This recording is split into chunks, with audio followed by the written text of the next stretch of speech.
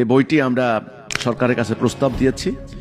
Interim government যখন একটা উদ্যোগ নিয়েছেন যে রাষ্ট্রের সংস্কার করবেন, অর্থাৎ অপরাজনীতি যেন না হয়, দুর্নীতি যেন না হয়, বৈষম্য যেন না হয়, হানাহানি যেন না হয়, তো আমরা বলেছি যে বিদ্যমান ব্যবস্থা, চলমান যে ব্যবস্থা, এটা ব্রিটিশ আমলের তৈরি করা একটা মানুষের তৈরি ব্যবস্থা।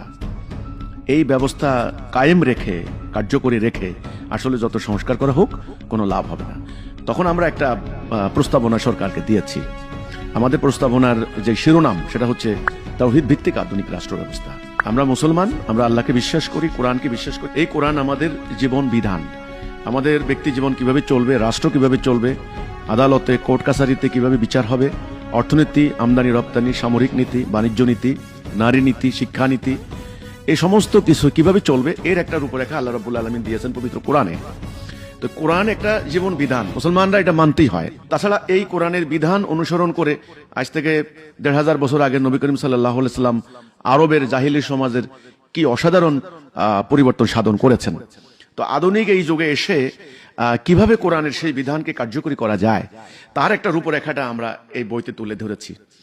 আমরা এই বইতে ভিত্তি হিসেবে নিয়েছি কোরআনকে, আল্লাহর বিধানকে এবং রাসূলুল্লাহর সুন্নাহকে। কাজে আমরা ঢাকা প্রেস ক্লাব সহ, চট্টগ্রাম প্রেস ক্লাব, বরিশাল সহ সারা বাংলাদেশের অধিকাংশ জেলাতে আমরা গণমাধ্যম কর্মীদের সামনে এই রূপরেখা আমরা তুলে ধরেছি। আমার স্বনির্বন্ধ অনুরোধ থাকবে, আপনারা সর্বসাধারণ যারা আছেন, যারা চান মানুষের শান্তি হোক, ন্যায় বিচার হোক, সুবিচার হোক, এই রাজনৈতিক হানাহানি যেন না চলে, আমি মনে করি তাদেরকে এই সিদ্ধান্ত নিতে হবে। চলমান বিদ্যমান এই মানুষের তৈরি ব্যবস্থা থেকে আমাদেরকে বেরিয়ে আসতে হবে।